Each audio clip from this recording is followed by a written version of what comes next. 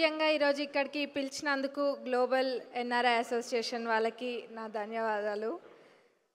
మరి ఇక్కడ రావడం ఆనందంగా ఉంది. ఎన్ఆర్ఐస్ని రిప్రజెంట్ చేస్తూ అందరికీ తెలిసిన విషయమే, ఎన్ఆర్ఐస్ ఎంతో సేవ చేస్తారు. అక్కడికి వెళ్ళి కష్టపడి అక్కడ కూడబెట్టుకున్న డబ్బును ఇక్కడ స్వదేశానికి ఖర్చు చేయాలన్న ఉద్దేశంతో వాళ్ళ సొంత గ్రామాలలో ఎంతోమంది ఎన్ఆర్ఐస్ ఎన్నో సేవా కార్యక్రమాలు చేస్తారు. అట్లనే మా అత్తమ్మ వాళ్ళు కూడా ఎన్నో కార్యక్రమాలు చేసిండ్రు.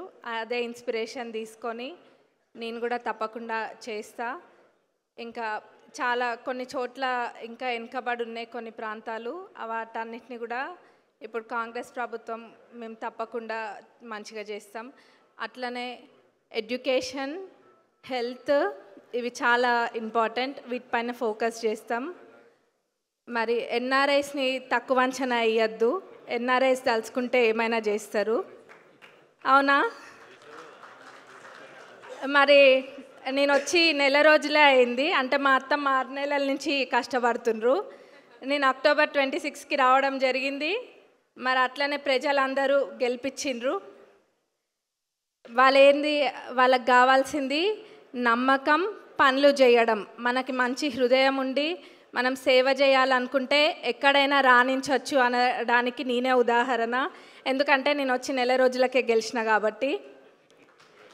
మరి ఎన్ఆర్ఐస్ కూడా ఇంకా ఎవరికైనా రావాలన్న ఉద్దేశం ఉన్నా కానీ మీ అందరికీ ఒక బాట ఏర్పడ్డది.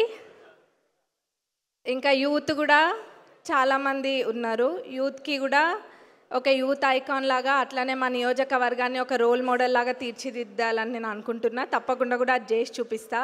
అది చూసి వేరే నియోజకవర్గాలలో ప్రెషర్ పెరిగే అంతగా మా నియోజకవర్గాన్ని ఒక రోల్ మోడల్గా తీర్చిదిద్దుతా. మళ్ళీ ఈ అవకాశం ఇచ్చినందుకు మళ్ళీ అందరికీ ఒకసారి నా ధన్యవాదాలు. Thank you.